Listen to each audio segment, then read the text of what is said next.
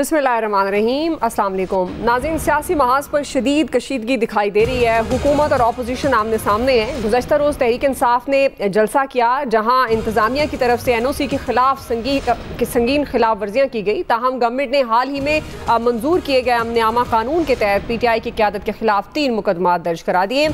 इस कानून के तहत कम अज़ कम 3 साल और ज़्यादा से ज़्यादा 10 साल कैद की सज़ा हो सकती है। नाज़रीन, जलसे से PTI के कई रहनुमाओं ने खिताब किया, मगर जाहिर मिजाज खैबर पख्तूनख्वा के वज़ीर आला अली अमीन गंडापुर हद से आगे बढ़ गए। उन्होंने रियासती इदारों पर ताबड़तोड़ हमले किए, इख्तलाफ रखने वाले सहाफ़ियों को भी खुली धमकियाँ दी और ख़ातून सहाफ़ियों के लिए गलीज़ ज़ुबान इस्तेमाल की। उन्होंने अगला जलसा लाहौर में करने का ऐलान भी कर दिया और बानी PTI की रिहाई के लिए अल्टीमेटम देते हुए हुकूमत और इदारों को वार्निंग दी कि 2 हफ्तों में बानी PTI को रिहा कर दें, वरना वो खुद आएंगे और उन्हें रिहा कराएंगे। नाज़रीन, वज़ीर आला खैबर पख्तूनख्वा की इस डेडलाइन पर हुकूमत और इत्तेहादी वुज़रा ने उनका खूब लफ्ज़ी रिमांड लिया। प्राइम मिनिस्टर के सियासी मुशीर राना सना ने उन्हें उन्हीं की ज़ुबान में जवाब देते हुए ये चैलेंज किया, तुम तो लाहौर आने की बातें कर रहे हो, आप अटक पुल पर आकर दिखाएं। वज़ीर इत्तलात अता तारड़ ने KP वज़ीर आला को चैलेंज कर दिया कि लाहौर आओ, हम तुम्हारा इंतज़ार करेंगे, लाहौर में जलसा करके तो दिखाएं। नाज़रीन, सेनेटर तलाल चौधरी ये कह रहे हैं कि 15 दिन में बानी PTI को रिहाई मिले या ना मिले, मुझे लगता है कि 15 दिन बाद अली अमीन गंडापुर इडियाला जेल में होंगे। पीपल्स पार्टी ने अली अमीन गंडापुर के खिताब की शदीद मज़म्मत की है और उनके खिलाफ कार्रवाई का मुतालबा कर दिया। इसी से मुताल्लिक़ हम आज का पहला और बड़ा सवाल होगा, वज़ीर आला खैबर पख्तूनख्वा का बानी PTI की रिहाई के लिए 2 हफ्तों का अल्टीमेटम, गंडापुर का ये अल्टीमेटम सियासी बयान या संजीदा प्लान, इस पर हम बात करेंगे। पैनल का तारुफ करवा दूँ, प्रोग्राम में मेरे साथ हैं अयाज खान साहब, आमिर इलियास राना साहब, फैसल हुसैन साहब, मोहम्मद इलियास साहब और सलमान आबिद साहब। आप सबको खुशामदीद। आमिर साहब, आपसे आगाज़ कर रही हूँ, चूँकि अली अमीन गंडापुर ने जब खिताब किया तो बड़ी बातें भी कर गए, जो मैंने अपने इब्तदाइया में कुछ बता भी दी। आपके ख्याल में ये जो उन्होंने अल्टीमेटम दिया बानी PTI को रिहा कराने का, कुछ ज़ाहिर है उन्होंने इदारों पर भी बातें की, सहाफ़ियों पर भी बातें की। वो समझते हैं कि सहाफ़ी भी डरते हैं, जो सवाल नहीं उठा सकते। इदारे जो है वो कहते हैं कि हम गैर सियासी हैं, लेकिन सियासत तो वही कर रहे हैं। और जो ये बानी PTI से मुतल्लिक उन्होंने कहा कि वो छोड़ दें, वरना वो खुद आकर उनको छुड़वा लेंगे। आपको लगता है ये जिस तरह से अब उन्होंने गैर मशरूत माफ़ी भी मांगी है बैरिस्टर गौहर ने, तो क्या ये वाकई एक जलसे में जोश खिताबत में निकले हुए अल्फाज हैं या वाकई कोई इनकी प्लानिंग है? देखिए, 2 तरह से इस पे बात हो सकती है। नंबर 1, जो आज इमरान खान साहब ने अडयाला जेल में कही बात कि इस्टेब्लिशमेंट ने गारंटी दी थी कि जलसा होगा और आप 22 को ना करें। ज़ाहिर है इस्टेब्लिशमेंट भी इस मुल्क की है, कोई बाहर से तो नहीं आई हुई फ़ौज है। उन्हें भी पाकिस्तान का मफाद अजीज़ है कि एक तरफ मजहबी जमातें आई हुई हों, श्रीलंका यहाँ पे बांग्लादेश की टीम मौजूद हो, तो कोई भी तीसरी पार्टी आके, और हमारे तो दुश्मन बेपनाह हैं कि जो यहाँ पे सीन क्रिएट करते, तो बहुत अच्छा किया, अवॉइड किया। लेकिन जब ये गारंटी मिल गई थी और मैंने नहीं देखा किसी सोशल मीडिया पे कि चाहे वो मुश्किल रास्ते थे या दूर के थे, लंबे थे, वो रास्ते ओपन थे जो बताए गए थे। वो PTI के तमाम यूट्यूबर, सोशल मीडिया इन्फ्लुएंसर सारे बता रहे थे। उन्होंने ऐप भी बना दी थी कि आप इसे स्कैन करें और इसके ज़रिए पहुँच जाएँ जलसागाह पे। वहाँ ग्राउंड बनाना ना बनाना ख़राब था, हमवार नहीं था। लोगों की मोबिलाइजेशन हुई, एक अच्छा काम था, लेकिन वो एक इम्प्रेसिव जलसा नहीं था। वहाँ 10 से 12 हज़ार की गुंजाइश थी जो भर गया हुआ था। बस सड़क पे जितने मर्जी, वो हर जलसे के बाद कहा जाता है लाखों लोग बाहर खड़े हैं, लेकिन चूंकि अंदर तो हज़ारों की ही जगह थी जितनी मैंने आपको बताई है। बड़ी मैं कैलकुलेटेड बता रहा हूँ, और ये मैं अपनी कैलकुलेटेड बता रहा हूँ जो मेरी टीम गई थी, जो आज से नहीं साल से जलसे कवर करते हैं, ड्रोन की फुटेज बनाते हैं, एक एक चीज़ का हम जायज़ा लेते हैं, फिर हम किसी के ऊपर अपनी बात का तबसरा कर सकते हैं। लेकिन PTI को ये सुनहरी मौका मिला। अब वो जज्बाती हुए कि जोश से होश गंवा बैठे, और जो उन्होंने गुफ्तगू की उससे उन्होंने उनका काम आसान किया। अपनी लीडरशिप PTI के अंदर ज़रूर जमाई, लेकिन अपने लीडर के लिए भी मुश्किलात पैदा की, अपनी पार्टी के लिए भी मुश्किलात पैदा की हैं। उन्होंने इस्टेब्लिशमेंट को ललकारा, चौक में ललकारा, जिन्होंने इनको इजाज़त दिलवाई कि आप जलसा करें। पाबंदी भी उन्हीं की तरफ से थी, ये भी ध्यान में रख लें। 7 मई की जो प्रेस कॉन्फ्रेंस है 9 मई के वाक़े वाले से, उसको आप और हमें जितनी दफ़ा मर्जी हम इग्नोर कर दें, हमारी अदालतें इग्नोर कर दें, फ़ौज बतौर इदारा उसे इग्नोर नहीं करने जा रही। उसका हिसाब अभी इन सब को देना है। इन्होंने कहा है ना मैं लाहौर जाके बताऊंगा। इन्होंने मरियम नवाज पे भी फप्ती कसी, इन्होंने साफ़ियों पे भी करी, ख़वातीन पे भी करी, इन्होंने कोई चीज़ छोड़ी नहीं, और ना ये अब बचेंगे। दूसरों को तो मौका मिल गया ना, एक अरसे से एक साइड पे लगे हुए थे। अब तलाल चौधरी गुफ्तगू करें या राना सनाउल्लाह करें, अब ये 15 दिन बाद निकाल के दिखाएं। ये इन्होंने अपने लिए एक चैलेंज ले लिया है कि ये अनारकी फैलाने आएंगे ना, तो अनारकी फैलाने परवेज खटक भी आए थे, एक दफा दावा करके आए थे और वो अटक पुल पार नहीं कर सके थे, और उस वक्त तो इस्टेब्लिशमेंट का एक बड़ा हिस्सा उनके साथ खड़ा हुआ था। उस वक्त के वजीर दाखिला चौधरी निसार अली खान को एक खत भी आया था कि सी पैक की सिक्योरिटी की टीम गुजरनी है, रास्ता हमें मोटरवे का क्लियर करके दें, जो उन्होंने इनकार किया था कि नहीं करेंगे। आज वो सिचुएशन बिल्कुल दूसरी है। मैं आपको ये बात बता रहा हूं कि चीजों को जहन में रख के अली अमीन गंडापुर साहब, आपको हमने भागते भी देखा है, दौड़ते भी देखा है, और आप फिर उसको आज तक शहद ही साबित कर रहे हैं। तो ये चीजें जो आपने दावे कर दिए हैं, एक तो आपके बस की बात नहीं है कि आप उसे पूरा करें। आपने अपने लीडर को भी फंसा दिया, बुरी तरह फंसा दिया है कि अगर कोई रास्ता एस्टेब्लिशमेंट ने देने की कोशिश की थी, आपने वो रास्ते मसदूद किए हैं। आप शायद खुद लीडर बनना चाहते हैं अपने बानी की जगह पे, तो बिल्कुल ठीक है, फिर तो आपने रास्ता ठीक चुना है कि वो मजीद मुस्तकिल अंदर रहें और आप भुगते हैं। मेरा ख्याल है जो चैलेंज दिए हैं उसमें सबसे ज्यादा बड़ा चैलेंज खुद इमरान खान के लिए इन्होंने बनाया। सही जी। आया साहब, आपको लगता है कि इन्होंने अपनी पार्टी के लिए मुश्किलात खड़ी कर दी हैं इस तरह के बयान दाग के? दुआ पहले तो ख़वातीन के हवाले से स्पेशली और जर्नलिस्टों के हवाले से जो गुफ्तगू अली अमीन गंडापुर ने फरमाई है उसकी शदीद मजम्मत करते हैं हम। मतलब ये कोई तरीका नहीं है कि आप, ठीक है जोश खताबत होता है जब आप किसी जलसे में तकरीर कर रहे होते हैं, वो आपसे ये तवक्को नहीं की जा सकती कि सारी आप वो बातें करेंगे जो बड़ी अच्छी मुहज़्ज़ब बातें होती हैं, लेकिन इस हद तक जाना ये बहुत अफसोसनाक है, बहुत काबिल मज़म्मत है और इसकी रेपिटिशन नहीं होनी चाहिए। उसके बाद बात यह है कि वो मेरे हिसाब से अली अमीन गंडापुर साहब अपनी जमात के लिए पोरस ख्याति साबित हुए हैं। और तो वो आज बजाय इसके कि जलसे पे बात हो रही होती, टोटल फोकस अली अमीन गंडापुर साहब है कि उन्होंने ये कहा, ये कह दिया, अटक का पुल क्रॉस कर सकेंगे नहीं कर सकेंगे, मीनारे पाकिस्तान आके दिखाएं, ऐसी की तैसी। वही हो रहा है ना, मौलाना डॉक्टर नूरी नाथ वाले सीन बना हुआ है। मुझे नहीं समझ आई कि ये इस तरह की गुफ्तगू करने की ज़रूरत क्या थी। हाँ, किसी का अगर एजेंडा हो तो मैं कह नहीं सकता कि जी हाँ ये मेरा एजेंडा है कि ऐसी की तैसी मैंने ये चीज़ें बर्बाद करनी है, क्योंकि ये एक इजाज़त मिल गई थी। ये क्यों मिल गई थी? नहीं मिलनी चाहिए थी। लेट भी आना इतना ज़्यादा, जबकि आपने वो चीज़ें तय की भी थी इंतज़ामिया के साथ, जी इतने बजे हम ख़त्म कर देंगे जलसा। वो अलहदा बहस है कि वो जो कानून साजी हो गई है, मुझे लगता है कि पीपल्स पार्टी और नून लीग को ज़रूरत नहीं है कल को कोई एहतजाज करने की इस्लामाबाद में। वो हमारा इधर उधर करके फारिग हो जाया करेंगे, क्योंकि इस वक्त तो उन्होंने प्योरली, हमारे यहाँ कानून साजी होती है ना, जब पीटीआई के दौर में हो रही थी तो इन जमातों के खिलाफ कानून साजी हो रही थी। आज ये प्योरली पीटीआई के खिलाफ हुई है कि पीटीआई को इजाज़त नहीं मिल सकती। मेरे हिसाब से जलसा अच्छा हुआ, उसकी वजह यह है कि जब से इनके बानी जेल में हैं, ये केपी में करते रहे जलसे, लेकिन उससे बाहर निकल के कोई जलसा नहीं कर सके। इस हवाले से तो एक मोमेंटम वो बनाया है, और बेसिकली जो गवर्नमेंट को खौफ था इससे पहले कि कोई मोमेंटम ना बने, जिस वजह से बार बार ये रोका जा रहा था। इस्टेब्लिशमेंट रोक रही थी, गवर्नमेंट रोक रही थी, मुझे नहीं पता। रोका इसलिए जा रहा था कि अगर एक दफ़ा मोमेंटम बन गया तो चीज़ें संभालना फिर मुश्किल हो जाता है। देखिए, बात सिंपल है। लोगों का इशू इमरान खान, नवाज शरीफ, जरदारी साहब, मौलाना फजलुर रहमान नहीं है। लोगों का इशू उनकी मुश्किलात है। आज आप वो मुश्किलात लोगों की दूर कर दें, मैं आपको यकीन दिलाता हूं कि लोग इनके नाम तक भूल जाएंगे। जो कर देगा लोग कहेंगे जी बस आज के बाद ये हमारा हीरो है, बाकी हम किसी को जानते तक नहीं है। असल मसला लोगों का है ही, जिस वजह से लोग सड़कों पे भी आ जाते हैं, जलसों में भी आ जाते हैं, कि उनका मसला वो समझते हैं कि हमारे मसाइल हल होने चाहिए। वो बेशक पीटीआई कहती रहे कि जी हमने अपनी बानी की रिहाई के लिए किया था और जो भी किया था, और 2 हफ्ते का चैलेंज या 20 दिन दे दिए। देखे ना आजमा बुखारी साहबा कितनी अच्छी हैं, उन्होंने कहा कि यार मैं एक्स्ट्रा देती हूँ तुम्हें ये 6 दिन, जाओ 20 दिन में आके करा लो। अब देखते हैं गंडापुर साहब इसका कैसे जवाब देते हैं।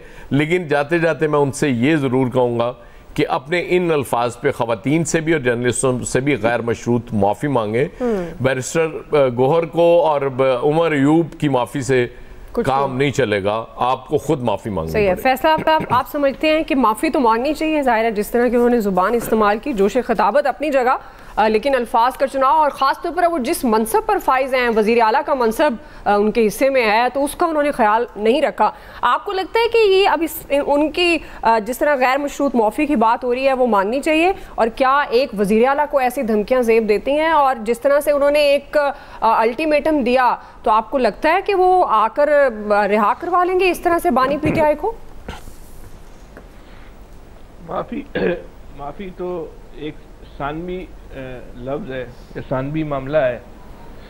रियासत मुखालिफ इतनी शिद्दत के साथ तकरीर करने वालों को, रियासत के ख़िलाफ़ ऐलान बगावत करने वाले को क्या इतने अहम ओहदे पर रहना चाहिए या नहीं रहना चाहिए? अब सवाल ये है, बात यह है कि कल इमरान खान साहब 8 फरवरी करना चाहते थे एक और शायद उसमें कामयाब भी हो जाते, लेकिन अमीन गंडापुर ने जो है कल एक और 9 मई कर दिया।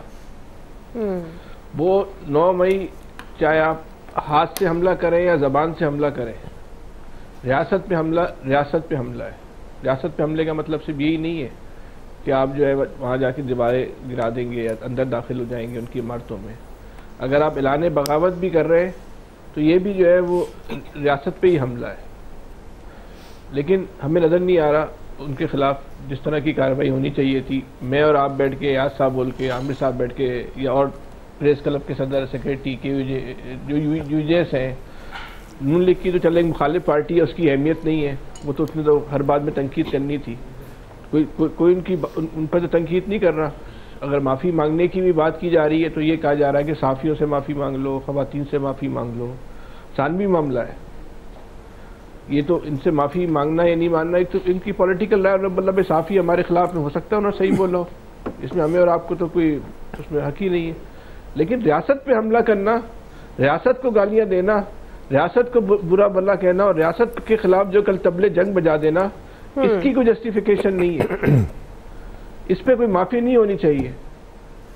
ये कैसे, मतलब कल की तकरीर, ये कोई किसी और कोई तकरीर करता है बलूचिस्तान में तो हम कह देते हैं नाराज बलोच है, कोई KPK में करता है तो नाराज पख्तून है। कल कौन सा नाराज था भाई? एक सूबे का वजीर आला था, वो एक तकरीर कर रहा है बैठ के। ये मतलब आप तसव्वुर कर सकते हैं कि दुनिया के और किसी खत्ते में जो है वो ये काम हो सकता है कि किसी सूबे का या किसी एक अहम तरीन जो है अहदेदार जो है हुकूमती, वो रियासत के खिलाफ जो है वो ऐलान जंग जो है वो का वादे जो है उसका तबल जंग बजा दे, और हम और आप जो है वो देखते रहे और हम सानवी मामलात पे गुफ्तगू करें कि उसने ये बात की तो माफ़ी मांग ले, वो 15 दिन के बाद लाहौर में दाखिल होगा नहीं होगा, 14 दिन के बाद होगा, 20 दिन दे दिए, वही होगा नहीं होगा। ये तो पॉलिटिकल स्टेटमेंट है ना, देते रहते सारे, उन्होंने भी जो है वो दे दिया, कोई इतनी अहम बात नहीं है। लेकिन ये बहुत खतरनाक बात है सही जो उन्होंने बात की है। इस पे जो है रियासत को जो है ना फिर वो जो है ना वो नोटिस लेना चाहिए, और हम चाहते हैं और हम देखना चाहते हैं कि रियासत जो है वो क्या नोटिस लेगी। फिर मैं थोड़ा सा इसको कराची से जोड़ देता हूँ तो हमारे बहुत सारे दोस्त जो है वो नाराज हो जाते हैं। आप तो नहीं होती ना? नहीं बिल्कुल नहीं। आप नहीं, मैं बड़ा खुश हुआ हूँ कि आपने अल्ताफ हुसैन की तरफ इशारा किया, करना चाहिए था, मैं मिस कर गया, आपने अच्छा किया। नहीं यार, अल्ताफ हुसैन की वही बात है ना, जब रियासत एक के बारे में इतनी जो है इतनी रायती जो है सही बात है पेशकश की भी है तो दूसरे के लिए क्यों नहीं है? हमारा क्या कसूर है सिवाय इसके कि शहर के लोगों का क्या कसूर है सिवाय इसके कि फर्जंदे ज़मीन नहीं है? हम शहरी बाबुओं के साथ हैं। ये फ़र्क है जी। इस फर्क पे जो है इस पे आप सबको भी आवाज़ उठानी चाहिए। आप लोगों की आवाज़ का असर ज़्यादा है। हमारी आवाज़ जो है ना वो नखार खाने में तोते से ज़्यादा नहीं है उसकी औकात। लेकिन आप लोगों की बात को नहीं मुहावरे ना बोलो, असल में बोलते हो, ठोक के बोलते हो। आप लोगों की बात को जो है वो पाकिस्तान की बात समझा जाता है, चले हमारी बात को नहीं समझा जाता। ठीक। अच्छा, तो आप सब मिलके भी इस बात पे जो है ना वो आवाज़ उठाएं कि भाई ये जब सब कुछ करके एक आदमी को एक पार्टी के लिए इतनी रियायत है, क्या मैं आपसे सवाल पूछता हूँ या आपके तवस्सुस से हमारा तब सिर्फ आप तक ही बस चलता है ना, इससे आगे तो हमारा भी जोर नहीं चलता, क्या अल्ताफ हुसैन को जलसा करने की इजाज़त मिल सकती है? जो इमरान खान पे इल्ज़ामात है, अल्ताफ हुसैन के इल्ज़ामात तो उससे बहुत कम दर्जे पर है, तो अल्ताफ हुसैन को मिल सकती है इजाज़त? ये किसी उसकी बात नहीं है कि मैं कराची में बैठा हूँ तो अल्ताफ हुसैन की बात, मैं लॉजिक की बात कर रहा हूँ, मैं जमहूरियत की बात कर रहा हूँ, मैं रवैयों की बात कर रहा हूँ। ये रवैये सबके साथ एक जैसे क्यों नहीं है? चले यहाँ जब तफरीक पैदा होती है तो फिर लोग सवाल उठाते हैं। खुदा के वास्ते सवालात जो उठते हैं उससे पहले चीजों को सही करें, लोगों को बजदन ना करें, सबको एक निगाह से देखें। यार यही तकरीर यकीन करें कराची में किसी ने की होती तो आज उधम मच गया होता है शहर के अंदर, क्या कुछ नहीं हो गया होता। और हम सब बैठ के बोल रहे होते हैं कि गद्दार कदम बढ़ाओ फैसल हुसैन, हम तुम्हारे साथ हैं। पाकिस्तान नहीं, मैं बात नहीं कर रहा हूं, मैं सिर्फ ये वजाहत करना चाह रहा हूँ। फैसल ने कहा ना कि हम मुसाफियों और उसकी बात कर रहे हैं, वो ये दो कमजोर तबकात हैं इसलिए इनकी बात हो रही। रियासत बहुत ताकतवर है, रियासत को खुद फैसला करने दे उसने क्या करना है, वो हमारे कहने से नहीं करेगी। फैसल हुसैन ने जवाब दे, रियासत बात कह रहे हैं कि रियासत सबके साथ, हम ये कह रहे हैं कि रियासत सबके साथ एक निगाह से देखे। अगर हम और आप समझते हैं कि रियासत सबके साथ एक निगाह से नहीं देख रही तो हम सब बैठ के सिर्फ इतनी सी हम बात कर रहे हैं। ये भी रियासत ही बेहतर जानती है कि उसने एक निगाह से देखना है नहीं देखना। सलमान आबिद साहब, आपको लगता है कि ये वाकई धमकी थी, सियासी बयान था, इस तरह की बातें उन्हें करनी चाहिए थी? एक मशहूर कहावत है कि पहले सोचो फिर तोलो और फिर बोलो। हमारे यहाँ अमूमी तौर पे लोग जो है पहले बोलते हैं, फिर सोचते हैं, फिर तोलते हैं।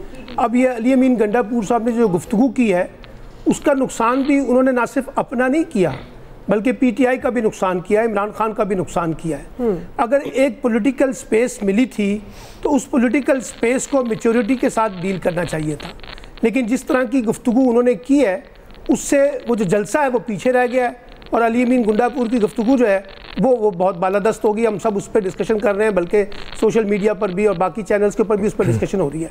तो मैं ये समझता हूँ कि हमारे यहाँ सियासतदान, और ये पहली दफ़ा नहीं हुआ, पाकिस्तान की बेशतर सियासी जमातों के अंदर ऐसे किरदार मौजूद हैं जो इस तरह की गुफ्तगू करते हैं। और वो मुस्लिम लीग हो, पीपल्स पार्टी हो, MKM हो, जमात इस्लामी के लोगों ने भी, मुझे याद है, गुफ्तगू करते थे। और इसी तरह PTI के अंदर भी ये कल्चर मौजूद है। तो बात यह है कि अब इस तरह की जब गुफ्तगू करते हैं तो फिर बाद में कहते हैं जी हमारी ज़बान स्लिप हो गई। अब फजलुर रहमान साहब कहते थे कि इमरान खान यहूदियों का एजेंट है। अब पिछले दिन उन्होंने फरमाया वो तो मैं सियासी जलसे की वजह से करता था, जलसे की बनाती। हमारे यहाँ सियासतदान जो हैं वो अमूमी तौर पे अपने मुखालफिन को एक्सेप्ट नहीं करने के लिए तैयार, और उनके बारे में जो ज़बान इस्तेमाल करते हैं वो ना सिर्फ तनकीद नहीं होती बल्कि उसमें तज़हीक का पहलू भी होता है। और अली अमीन गंडापुर ने जिस तरह से सहाफ़ियों को कहा, ख़वातीन को कहा, सियासी लोगों को कहा, तो मैं समझता हूँ कि इसकी ज़रूरत नहीं थी। अली अमीन गंडापुर, आपने बिल्कुल ठीक कहा कि वो वज़ीर आला KP के हैं, उन्हें ज़्यादा मैच्योरिटी का मुजाहरा करना चाहिए था। और अगर उन्होंने वो मैच्योरिटी का मुजाहरा नहीं किया तो इमरान खान साहब को उनको अकाउंटेबल करना चाहिए ना। ये तो नहीं हो सकता कि अगर एक वज़ीर आला इस तरह की गुफ्तगू कर दे, उसके बाद 2 लोग पार्टी के अंदर माफ़ी मांगे, 4 लोग उसकी हौसला अफजाई करें और इमरान खान साहब कहें कि मुझे तो पता नहीं क्योंकि क्या उन्होंने गुफ्तगू की है। तो मेरा ख्याल है कि ये रवायत अच्छी नहीं है और इस रवायत का खात्मा होना चाहिए, चाहे कहीं से भी हो। और अली अमीन गंडापुर साहब को खुद आकर बाकायदा माफ़ी मांगनी चाहिए। अब जहाँ तक रियासत को चैलेंज करने की बात है, ये भी कोई पहली दफ़ा नहीं हो रही। हमारे यहाँ PMLN के बाज़ लोगों ने तकरीरों में पता नहीं क्या क्या कुछ कह दिया। आसिफ अली जरदारी साहब ने ईंट से ईंट बजा देने की बात की थी। इमरान खान ने भी अपनी तकरीरों में रेड लाइन को क्रॉस किया है, अली अमीन गंडापुर ने भी क्रॉस किया है, और बहुत से लोग क्रॉस करते हैं। ये तो रियासत को खुद अपने अंदर एक कोड ऑफ कंडक्ट बनाना चाहिए कि चाहे वो जिसे का जो भी फैसल साहब कह रहे थे ना, बिला तफरीक, यानी कोई भी कहीं से भी अगर कोई चीज़ इस तरह की आती है तो उसको अकाउंटेबल नहीं करेंगे तो फिर आप उसको प्रोवोक करेंगे और आप उसकी हौसला अफजाई करेंगे। ये जो हमारे यहाँ एक रिवायत बन चुकी है ना, आज हमारे लिए कोई और फेवरेट है इसलिए उनकी सारी गुफ्तगू माफ़, आज हमारे मुखालिफ ये है तो इसलिए उनकी कोई जुमला बर्दाश्त नहीं होगा। लेकिन जब यही कल जो है दोबारा एक डिफरेंट स्टेज के ऊपर खड़े होंगे तो फिर ये ज़्यादा बेहतर बन जाएंगे और बाकी लोग ख़राब बन जाएंगे। तो हमें ये सही बात कही है कि रियासत को भी एक यकसा और मुनसिफाना और शफाफ तरीका कार इख्तियार करना चाहिए। जो लोग भी रियासत की रिट को चैलेंज करते हैं या रियासत के बारे में इस तरह के जुमले अदा करते हैं, जिस किस्म की जुमलाबाजी कल हुई है, तो मैं तो उसकी शदीद मजम्मत भी करता हूँ और साथ साथ ये भी कहता हूँ कि सबके लिए यकसा पॉलिसी होनी चाहिए। सही जी। इलियास साहब, आपके ख्याल में कितना दम है उनकी धमकी में? और एक वज़ीर आला को ये अल्फाज ज़ेब देते हैं जो उन्होंने बोले, और जो बानी PTI को वो रिहा कराना चाहते हैं, ये महज सियासी बयान है। इलियास साहब हैं हमारे साथ? देखिए जी, ये जो धमकियां दे रहे हैं ये सिर्फ बयान की हद तक ही हैं। जो धमकियां दी हैं, रियासत को धमकी देना ये मुनासिब नहीं है। उनका इस तरह धमकी देना कानून है, लेवल बढ़ा दीजिएगा, सब चीज़ चल रही हैं जी। जब कानून है, मुल्क में कानून के मुताबिक ही काम करना है, उसमें अदालतों में केस चल रहे हैं, उन केसों का फैसला होना चाहिए। इस तरह धमकियाँ दे के वो निकाल के तो नहीं लेके जा सकते। इस तरह तो वो खुद ही जो हुए हैं कि वो जी कानून का जी खिलाफ वर्जी करेंगे और सारे जो जिस तरह में उनके खिलाफ जो नए कानून के मुताबिक मुकदमे भी दर्ज हुए हैं, तो ये वज़ीर आला को ज़ेब ही नहीं देता कि इस तरह की बातें करे, इस तरह की धमकियाँ दें। ये एक मुल्क के सूबे के बड़े सूबे के वज़ीर आला हैं और उनको चाहिए था कि अपनी समझदारी से काम करते और जो बात करते अपने कारकुनों को मुश्तिल ना करते। इस तरह की बात करने से उसकी वजह से कई अजीब तरीके से माहौल होता है, मुल्क का माहौल ख़राब हो सकता है। तो उनको चाहिए कि सोच समझ के बात करने के लिए, और उनकी पार्टी को भी चाहिए, लीडरशिप को, कि ऐसे बंदों को वज़ीर आला वज़ीर आला KP बनाया है, जो कि एक सोच समझ जिनकी है कि अगर वो गुस्से में आते हैं, इश्तिहाल में आते हैं, तो एक ऐसे देते हैं कि इस मुल्क में इंतशार फैले, इस तरह की बातें करते हैं। तो किस तरह जेल तोड़ सकते हैं, किस तरह की बातें करते हैं। पहले भी एक दफ़ा याद है आपको, किस तरह ही आए थे तो बाद में ये दौड़ लगा गए थे सारे, जब आगे से रेजिस्टेंस हुई थी फोर्सेस की जानिब से। तो अब भी देखते हैं कि किस तरह की बात करते हैं। ये बात सिर्फ बातों की हद तक ही है, धमकियों की हद तक है। तो इस पर रियासत को अपना जो फैसला है उनका वो करना चाहिए, जो भी इनके खिलाफ करने। बाकी इनको ज़बान इस्तेमाल करते वक्त ध्यान करना चाहिए कि किस किस तबके को हर्ट कर रहे हैं। वो सबके साथ ऐसे जैसे मुल्क में सबके ख़त्म करने के लिए, जंग करने के लिए निकले हुए हैं। तो पहले भी इन्होंने बातें की ख़वातीन के बारे में, इस तरह बातें की, अब मीडिया के बारे में, जर्नलिस्ट के बारे में। तो ये इनको देखना चाहिए कि जो बात कर रहे हैं किस तरह कर रहे हैं, अपना तो देखें, अपना गिरबान झांकें, उसके मुताबिक फिर फैसला करना चाहिए, इनको बात करनी चाहिए। रात जो अगर वो जो कारकुन इकट्ठे हुए उनके लिए थोड़ी इकट्ठे हुए, वो बानी PTI के लिए, बानी PTI को भी चाहिए कि इनके पर नोटिस लें, इनकी इन बातों के जो इस तरह की बातें करने अगर निकले, बजाय मामला सुलझाने के ये मज़ीद उलझाने के लिए एक 9 मई का फिर एक वाक़या इस तरह करके सब लोगों को नुकसान पहुँचाना चाहते हैं। जो लोग आए थे, जो इसमें शिरकत करने आए थे जलसे में, वो भी इस बात से बड़े हुए कि जी वो तो आए थे कि उनके छुड़वाने के लिए अपना इकट्ठे होकर अपना यकजहती करने के लिए, उनकी यकजहती करने आए थे बानी PTI के। तो ये तो एक और चैप्टर खुल गया कि जी बदमाशी करके और इस तरह हंगामा राई करके। पहले भी लोगों के जख्म अभी पूरे नहीं हुए, जो मजीद इन्होंने ये शुरू कर दिया काम।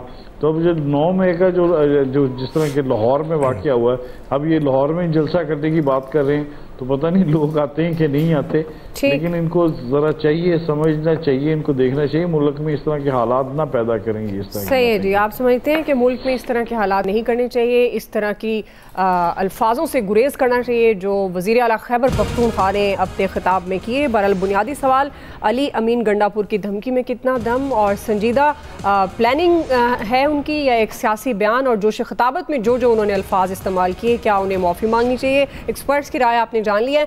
क्विकली हम ब्रेक ले रहे हैं, ब्रेक से वापस आएंगे। दूसरा बड़ा सवाल, मौलाना के ग्रीन सिग्नल के बाद हुकूमत के 2/3 अक्सरियत के दावे, अब ये आगे क्या होने जा रहा है, इस पर हम बात करेंगे। हुकूमत 2/3 अक्सरियत हासिल करना चाहती है, आगे कानून साजी के हवाले से भी हम बात करेंगे, और ख़ास तौर पर जो फैसल वावड़ा बात कर रहे हैं कि मुल्क की बेहतरी के लिए कानून में जो तब्दीली करना पड़ी तो करी। इस तमाम तर सूरत हाल पर बात करते हैं ब्रेक के बाद। नाज़रीन, हुकूमत पार्लिमानी महाज पर काफ़ी मुतहरिक नज़र आ रही है और अहम कानून साजी की कोशिशों में मसरूफ़ है। ये दावा हो रहा है कि मौलाना फजल रहमान के ग्रीन सिग्नल के बाद हुकूमत 2/3 अक्सरियत के लिए नंबर्स पूरे हो गए हैं हुकूमत के पास, और इस वक्त कौमी असम्बली में हुकूमती इत्तेहाद के पास 212 अरकान हैं। JUIFA के 8 अरकान की हिमायत के साथ ये नंबर 220 तक पहुँच जाएगा।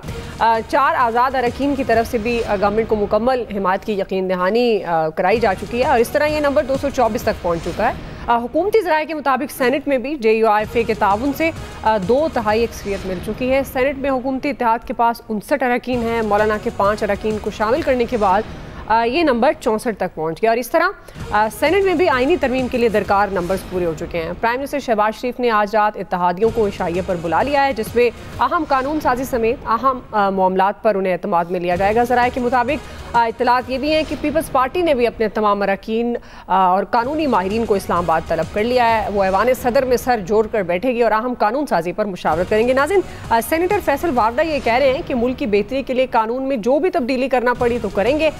मुल्क के वसी तर मफाद जमहूरियत की खातिर मौलाना का साथ ज़रूरी है, इसके लिए आईनी ओहदा भी खाली हो सकता है। बहुत सारी चीज़ें हैं जो तब्दील हो सकती हैं, इसी पर हम सवाल उठा रहे हैं। सलमान आबिद साहब, आपसे आगाज़ करी हूँ, चूँकि मौलाना के ग्रीन सिग्नल के बाद हुकूमत के 2/3 अक्सरियत के दावे, अब ये जो कानून साजियाँ अहम करने में हुकूमत मसरूफ़ है, और जो फैसल वावडा साहब भी कह रहे हैं कि मुल्क की बेहतरी के लिए जो कानून में तब्दीली हुई वो, तो आपको क्या लगता है क्या तब्दीलियाँ करने जा रही है हुकूमत, क्या करना चाह रही है? हुकूमत ने उसी वक्त कुछ करना था जब वो मौलाना फजलुर रहमान को सियासी तौर पर राम कर सकते थे, और ये मैंने बहुत पहले भी कहा था कि मौलाना इस वक्त डबल विकेट पे खेल रहे हैं, दोनों विकेट पे, और वो हुकूमत से भी बात कर रहे हैं और अपोजिशन से भी बात कर रहे थे, और जहां उनका बेहतर मामला तय होगा वो वहीं पर जाएंगे।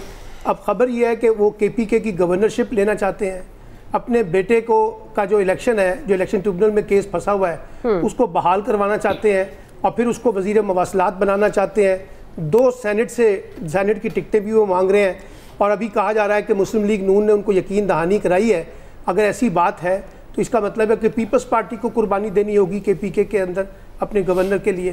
तो अगर ये मामलात इसी तरीके से तय होने हैं तो यकीनी तौर पे कुछ हो सकता है। और जैसे वो अमेंडमेंट करने की बात की जा रही है, मेरा अपना ज़ाती ख्याल ये है कि वो जो जजेस की तादाद बढ़ाने वाली बात है, मुझे उसका इम्कान तो लगता है, मुझे ये इम्कान कम लगता है कि चीफ जस्टिस को एक्सटेंशन मिल सकेगी अगर वो उनकी उम्र में जो इजाफा की है उसको कर दें और उससे उनको एक्सटेंशन मिल जाए, क्योंकि आज चीफ जस्टिस साहब ने वाज़ेह तौर पर उसको डिनाई किया है। एक बात तो ये है, और दूसरी बात यह है कि अगर ऐसा हो भी जाता है तो उससे फिर एक अदालत के अंदर एक बुरहान पैदा हो जाएगा, और फिर ये सारा खेल जो है ना, यानी जो चीफ जस्टिस के बारे में कहा जा रहा था कि ये सारा खेल एक्सटेंशन के लिए हो रहा है, तो उससे फिर हुकूमत का एजेंडा भी सामने आ जाएगा। लोग ये कहेंगे कि सारे खेल के पीछे जो है ना फिर यही पॉलिटिक्स थी कि किसी को एक्सटेंशन देनी थी। तो अब देखना पड़ेगा क्या होगा, लेकिन पीपल्स पार्टी और PMLN के दरमियान एक अंडरस्टैंडिंग अगर हो जाती है और मौलाना फजलुर रहमान को कोई बेहतर चीज़ मिल जाती है जिससे वो मुतमईन हो सके, तो वो यकीनी तौर पे ये मामला तय कर सकते हैं। लेकिन एक मसला है, मसला ये है कि अगर फजलुर रहमान साहब जाते भी हैं, उनकी KPK के अंदर पहले ही सियासी पोजीशन बहुत कमज़ोर है, और मजीद अभी उनको अपनी पॉलिटिकल पोजीशन को रिवाइवल करने के लिए अपोजिशन की पॉलिटिक्स करनी थी। लेकिन अगर अब वो दोबारा हुकूमत का हिस्सा बन जाते हैं और हुकूमती पॉलिटिक्स करते हैं, तो हुकूमत को तो बैगेज पहले ही बहुत ज्यादा है। अब आप देख लीजिए इस वक्त जो मईशत की सूरत हाल है वो कहाँ खड़ी है, तो फिर वो जो बोझ है वो पीपल्स पार्टी पे भी पड़ेगा, PMLN पे भी पड़ेगा, MKM पे भी पड़ेगा, फिर JUI पे भी पड़ेगा, और उनकी KPK की जो पॉलिटिकल पोजीशन है, जो वोट बैंक की पॉलिटिक्स है, इलेक्टोरियल पॉलिटिक्स है, वो मुतासिर होगी। लेकिन क्योंकि पॉलिटिक्स में फैसला यही होता है कि हमें इक़्तिदार की सियासत करनी है, ताकत की करनी है, यहाँ कोई अवामी मफादात तो है नहीं, आवाम का मसला तो है नहीं, मईशत से जुड़े मामलात तो है नहीं, जहाँ जोड़ तोड़ में ताकत नजर आएगी वहीं मौलाना साहब उसका रुख करेंगे। जी आमिर साहब।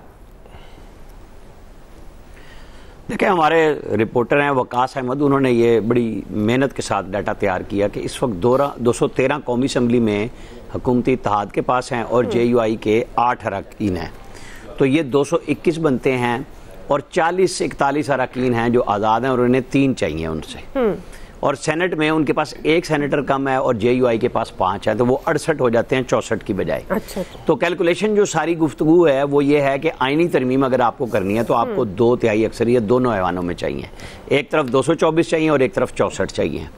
तो JUI आती है तो फिर सिर्फ 3 लोगों की ज़रूरत रह जाती है, क्योंकि आप आईनी तरमीम में वोट तो डाल नहीं सकते कि भाई आप पार्टी के बगैर जाएं, ना बजट में दे सकते ना अदम एतमाद में दे सकते। वो तो चूँकि जजों ने रीराइट आइन किया हुआ है 63A, उसको ख़त्म किया हुआ है और उसका रिव्यू भी नहीं लगा, लिहाजा उसका हल यही है। अब गवर्नमेंट क्या करती है, आज प्राइम मिनिस्टर कभी भी इस किस्म की बात नहीं करेंगे कि हम ये करने जा रहे हैं। वो लोगों को बता सकते हैं कि हाँ हम कुछ करेंगे और आप लोगों ने यहीं रहना है या आप आज़ाद हैं, क्योंकि लोगों को बुध तक का कहा गया था कि आप सब ने यहीं रुकना है, और वो हर पार्टी के लोगों को कहा गया था, चाहे वो PMLQ है, वो इत्तेहादी जमातें हैं।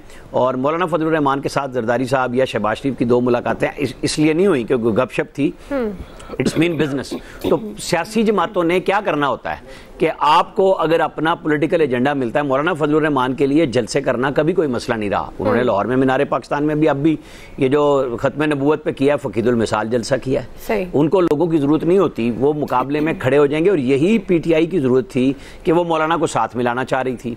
वो अगर उन्होंने कह भी दिया था कि हम अपोजिशन में बैठ के आपके साथ पार्लियामेंट में जद्दोजहद करेंगे, उन्होंने ऐलान किया 4 दिन पहले कि जी हम फॉर्म 45 या 7 की बात नहीं कर रहे, अब हम पार्लियामेंट में बैठे हैं। मौलाना 2018 में भी चाह रहे थे कि रिजाइन करें, नहीं हुआ था, तो फिर वो बाकायदा उस पॉलिटिक्स में आ गए थे जो पार्लियामेंट की है कि ना छोड़ें। आज मुझे और आपको जो भी तकलीफ होगी उसका मसला ये नहीं है, इक़्तिदार जो लोग सियासत करते हैं चाहे उनके बेटे का है, बिल्कुल उनके नताइज के हवाले से वहाँ पे केपी का तो जलसे, अगर आप नवाज शरीफ का भी कभी हल्का खुल गया तो लग पता जाएगा आपको, कैप्टन सफदर गलत नहीं कह रहे कि वहाँ MP इनके जीतते हैं, सब कुछ हो रहा है और रिजल्ट बदले गए हैं। पंजाब में तो सारे बोल लेते हैं ना जी ये हो गया वो हो गया, तो ट्रिब्यूनल खुलवा लें सुप्रीम कोर्ट में, अब शायद कल या परसों बेंच आ जाएगा क्योंकि जज सारे वापस आ गए हैं, तो ट्रिब्यूनल का फैसला पंजाब का भी हो जाना है, बाकी जगहों पर भी होना चाहिए।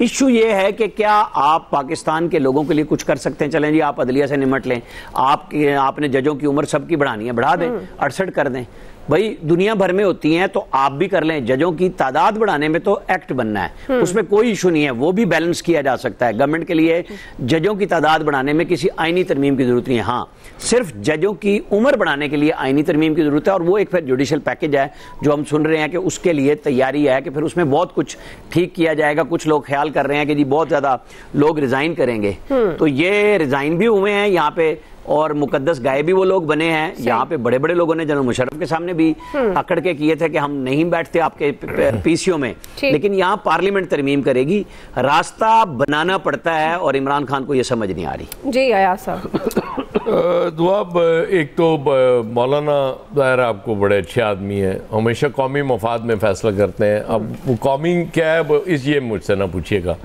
इसलिए वो जहाँ से बेहतर उनको डील मिल रही होती है वहाँ चले जाते हैं। वो तो पहले दिन से उनका ये तर्ज सियासत है, उसमें कोई वो छुपाते भी नहीं है। वो जो मैक्सिमम उधर से भी आपको याद होगा 2 उन्होंने सेनेट की सीट्स मांगी थी, इधर ज़्यादा बेहतर उनको मिल गई होगी। अब जो भी होने जा रहा है ना, मुझे लगता है कि ये कुछ टॉप 4-5 लोगों को पता है या 6 मैक्सिमम, बाकी किसी को कुछ पता नहीं है कि ये करने क्या जा रही है ये पार्लियामेंट। उसकी वजह ये, और बाकी वो फैसल वावडा साहब की आप मिसाल हमेशा दे देती हैं, हवाला दे देती हैं। क्या करूं सर, खबर ही उनकी आती है, खबर ज़ाहिर बहुत बड़ी होती है। वो उनका मुझे ना वो याद आ जाता है, हमारा स्टेज प्ले जो है ना वो बर्बाद किस तरह से हो गया। कभी एक स्क्रिप्ट होता था बाकायदा, उसके तहत वो स्टेज प्ले हो रहा होता था, फिर एक दौर आया कि स्क्रिप्ट राइटर खत्म हो गए, तो उन्होंने ये कहना कि यार वो सलमान आबद जा आधा घंटा तेरा जो बोल सकना बोल रहा जाके, मतलब एक आउटलाइन दे देनी कि ये मतलब इसकी रोशनी में बात करनी है और ये आधे घंटे में तुम जो गुफ्तगू कर सकते हो कर लो। तो फैसल वावडा साहब तो इसी तरह की गुफ्तगू करते हैं, और ये को आज से नहीं है, वो पहले दिन से जब वो PTI में हुआ करते थे, याद है उस वक्त वो मतलब ज़मीन आसमान के कलाबे मिलाते होते थे कि बानी PTI से बड़ा लीडर ही कोई नहीं है, और उस वक्त भी हज़ारों के लाखों नौकरियाँ भी आ रही थी। बहरहाल ठीक है, मीडिया को भी कुछ ना कुछ तो चाहिए होता है ना बात करने के लिए। तो ये कुछ सरप्राइज टाइप पैकेज मुझे लग रहा है जो भी आने वाला है, जिसमें क्योंकि वो काजी साहब तो कहते हैं जी वो मुझे नहीं चाहिए ना एक्सटेंशन, अगर हो भी गई और वो आज उन्होंने कहा कि राना सनाउल्लाह साहब को लाए ना मेरे सामने बिठाएं, तो राना सनाउल्लाह साहब ने वो जो बात की थी वो नईम अशरफ भट्ट का इंटरव्यू जिसकी वजह से सारी कंट्रोवर्सी शुरू हुई, उसमें उन्होंने ये नहीं कहा था कि मैं उस इजलास में बैठा हुआ था, उन्होंने तो एक रेफरेंस दिया था ना कि ये बात हुई है, और वो रेफरेंस यकीनन या अटॉर्नी जनरल से ने उनको बताया होगा या वजीर कानून ने बताया, या हो सकता है कि उससे पहले ये डिस्कस करके वहां जाके ये बात की गई हो, तो उस हिसाब से वो भी ठीक कह रहे हैं। अगर तो ये एज बढ़ने जा रही है जजेस की, जो मुझे नहीं पता इस वक्त वो पैकेज किस किस्म का आएगा, तो फिर एक चीज आप मतलब उसको नजरअंदाज ना करें। हो सकता है काजी साहब से रिक्वेस्ट की जाए कि नहीं आपकी मेहरबानी है, ये जिद छोड़ें और आप कंटिन्यू करें, और उन्हें मानना पड़ जाए। बस मैं तो मतलब इसी नतीजे पे पहुंचा हूँ ये सारी गुफ्तगू। ठीक है जी, क्विकली ब्रेक लेते हैं, ब्रेक से आएंगे यही सवाल फैसल साहब इलियास साहब का टेक लेंगे हमारे साथ। जी वेलकम बैक नाज़रीन। फैसल साहब, आपको क्या लगता है हुकूमत क्या करना चाह रही है? अब मौलाना साहब हुकूमत के साथ मिल गए हैं और क्योंकि कल तक तो वो पाकिस्तान तहरीक इंसाफ के साथ भी जाने के लिए तैयार थे, तो ये बात तो वही ना, जहां आपका फ़ायदा नज़र आ रहा है वहां वो शामिल हो रहे हैं। तो आपको क्या लगता है कि क्या वाकई कोई अहम कानून साजी है? एक तो जाहिर है उसको बड़े वाज़े तौर पर बताया नहीं जा रहा, ना क्लैरिटी है किसी किस्म की, लेकिन जिस तरह मैं अगेन फिर फैसल वावडा वाली ही बात करूँगी, वो भी कह रहे हैं कि अगर मुल्क के फ़ायदे के लिए कोई भी कानून में तब्दीली करना पड़ी तो करेंगे। देखिए, इतने अरसे तक तो लोग ये समझते रहे, बल्कि इसका बरमला इज़हार भी करते रहे, अब मौलाना को समझाती भी रहे कि तहरीक इंसाफ जो है वो आपको ना डॉज दे जाएगी, लेकिन मौलाना ने तो उल्टा ही काम कर दिया। चलिए ये तो एक अलग बात है कि इसमें मौलाना का एक हक है और इसके साथ भी मिले। इन्होंने अगर हुकूमत ने 2 माह से पकड़ लिए, 4 माह से पकड़ लिए, अगर एक अददी अक्सरियत हासिल कर ली है और कोई कानून बनाने जा रहे हैं, तो अगर इनको इस मुल्क से इतना कुछ उन्होंने देख लिया 8 फरवरी को क्या असर हुआ है, अब जैसे तैसे इनको हुकूमत मिल गई है, कोई कानून बनाने जा रहे हैं तो ये सियासी कानून को बनाने के बजाय पाकिस्तान को मजबूत करने के कानून बनाए, जिससे पाकिस्तान बच जाए, जिससे पाकिस्तान माशी खुशहाली के रास्ते पर चल जाए।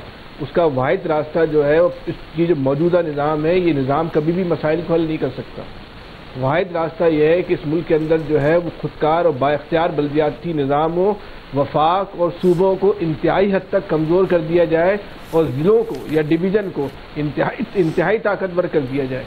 इसके अलावा कोई रास्ता नहीं है पाकिस्तान को बचाने का, पाकिस्तान को माशी तौर पर मुस्तहकम करने का, जब तक वफाक को और सूबों को कमज़ोर नहीं किया जाएगा। जो टैक्सेस है जिसमें वफाक ने या सूबों ने कब्जा किया हुआ है, वो टैक्सेस आपने अगर इन ज़िलों को दे दिए तो आपको कर्जा लेने की जो है ना ज़रूरत नहीं पड़ेगी। जो कहते हैं ना कि दुकानदार रजिस्टर्ड नहीं हो रहे, कि दुकानदार जो है जितना आपके टारगेट इनकम है उससे कई गुना इन्हीं दुकानों से जो है ना आप वसूल कर लेंगे, मगर शर्त यह है कि वो टैक्सेस जो है आप वो टाउन्स डिस्ट्रिक्ट को दे दें या डिवीजन को दे दें। और वफाक और सूबे जो इन्होंने ज़बरदस्ती का जो कंट्रोल हासिल किया हुआ एडमिनिस्ट्रेटिव, अगर इन्होंने कल ये काम कर दिया या परसों ये काम कर दिया तो आप इस बात का यकीन कर लें कि पाकिस्तान जो है वो तरक्की के रास्ते पे निकलेगा। अगर इन्होंने वो काम किया जो नजर आ रहा है बजाय, तो समझ लें कि पाकिस्तान के लिए और बुरे दिन आने वाले। अब इनके हाथ में कि अच्छा काम करते हैं या बुरा काम। फैसल बहुत मासूम, मांगे तांगे के रुझान से इस तरह की कानून साजी होती है। फैसल जी जी आमिर साहब, मैं कह रहा हूँ इलियास साहब के बाद बस एक बात करनी है, वो मुझे मौका दीजिएगा जरा सा बस। चले इलियास साहब। नहीं आप पहले कर ले।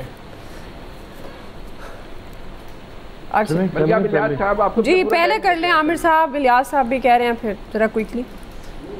नहीं इलियास साहब के बाद बात चले इलियास साहब।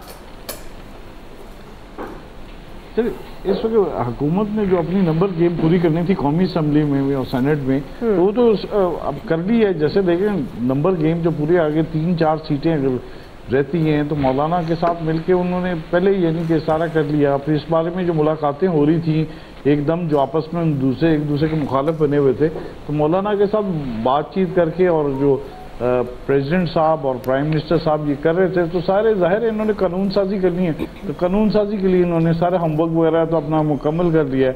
अब आवाम को समझ लग रही है कि इन्होंने कानून साजी जो करनी है, जो भी है इनके लिए जो अहम इन्होंने बनाए हैं कि जजेस की उम्र की बढ़ानी है या जो दीगर मामलात करने, तो उसके लिए वो तो सारा कुछ कर लिया उन्होंने ताकि उनके लिए आसानी रहे। तो इसके लिए गवर्नमेंट को चाहिए कि दूसरे मामलात में भी देखे आवाम को जो महंगाई में जो पिस रही है, रोज़ कहते हैं कि जी उस मसले को भी हल करें ताकि लोगों के लिए मसाइल हल किए जाएँ। जो कर्जे जो इनको जो लिए हुए उन कर्ज़ों के बारे में तो ये आज तक नहीं बताते कि किस मकसद के लिए किस जगह इस्तेमाल किए, किस गवर्नमेंट में, उस मामले में भी सब ये एक हो जाते हैं। असल जो तो मसला जो पिस रही है, आवाम पिस रही है, आवाम को सारे कर्ज़ों का भी बोझ भी वापस करना पड़ेगा, महंगाई भी सारी इनको बर्दाश्त करनी पड़ेगी, बिजली के बिल भी इनको सारे अदा करने पड़ेंगे। तो इनके लिए क्या किया गया, ये सिर्फ अपने फ़ायदे के लिए जो भी करना चाहते हैं वो कर लेते हैं, लेकिन आवाम के लिए कुछ नहीं करते। आवाम जो है वो इसीलिए तो आवाम इनके खिलाफ है कि इनका वोट बैंक भी ख़राब हुआ है कि ये इनके मसले हल नहीं करते। इन मसले तो सारे अपने इन्होंने कर के रखे हुए हैं ताकि जो भी है तो वो आगे जब मिलना होता है, अगर वोट बैंक इनका कम हुआ तो ये सारे मुत्तहिद होके आगे हैं। तो सारे तो इस वजह से अवाम का ये नहीं है कि अवाम ने दूसरी एक जमात को मुंतखब कर दिया कि जी उसी को लेके आना। अवाम बेसिकली इनसे के खिलाफ इसलिए वजह से हुई है कि इनके अवाम के मसाइल नहीं हल हो रहे, अवाम को महंगाई के दलदल में फंसा दिया है और ताकि उनकी सोच खत्म हो जाए, लेकिन अवाम की परवाह पढ़ ना सके, उसकी सेहत के लिए आवाम की तो परवाह तो किसी को नहीं है ना। तो ना बच्चा उनका अच्छी तरह सेहत उसको सहूलत मिल सके, ना तालीम मिल सके, ना उसको कोई ऐसी हो कि जॉब रोजगार मिल सके। तो ये कहाँ, ये फसाद या अपने सारे मामलात इनके चल रहे हैं। इनके कभी देखें बचत करने का जो रुझान है वो कहाँ किधर के नजर आया, सिर्फ कागजों की हद तक है, बाकी सिर्फ चल रहा है जी इतने इकदाम कर लिए हैं जिससे बचत होगी, कहाँ कोई बचत नहीं हो रही, मसलों में फंसा रहे हैं मजीद। जी आमिर साहब। बस मेरी बात इतनी थी। अयाज साहब ने फैसल वावडा से शुरू की, स्टेज पे ले गए और जुबानो बयान पे सलमान आबिद साहब को बड़ा कंट्रोल है, तो उन्होंने आधे घंटे की मिसाल सिर्फ इन्हीं की क्यों दी, मैं ये पूछना चाह रहा था जी फ्री फॉल में। लगता स्टेज प्ले नहीं देखे कभी, मैं बड़े पुराने देख रहे हैं जी। यकीन कर रही है जरा ठीक होनी चाहिए ना। स्टेज प्ले वो जो डांस वांस आ गए ना सारे, वो बर्बाद ही इसलिए हुआ है कि वो पहले होता था स्क्रिप्ट, उसके मुताबिक चीजें चल रही होती थी, बड़ी अच्छे भले डिबेटर हैं सलमान आबिद साहब, लिखा रही हैं इनको स्टेज एक्टर सही। चले बस आपने यही सवाल, ये वापडा के दोस्त हैं। चले ठीक है जी जी बस इतनी बात थी। ओके जी, बुनियादी सवाल 2 तिहाई अक्सरियत मौलाना फजल रहमान साहब हुकूमत के साथ मिलने का ग्रीन सिग्नल दे चुके हैं। गवर्नमेंट क्या करना चाह रही है, क्या तब्दीलियाँ हो सकती हैं? आज प्राइम मिनिस्टर का इशाया भी है जो उन्होंने इत्तेहादियों को दिया हुआ है, तो देखते हैं आने वाले दिनों में क्या तब्दीलियाँ कानूनी तौर पर गवर्नमेंट की तरफ से होती हैं। बहरहाल एक्सपर्ट्स की राय आप जान चुके हैं। आज के एक्सपर्ट से इतना ही, फीडबैक दीजिएगा, ख्याल रखिए, अल्लाह हाफ़िज़।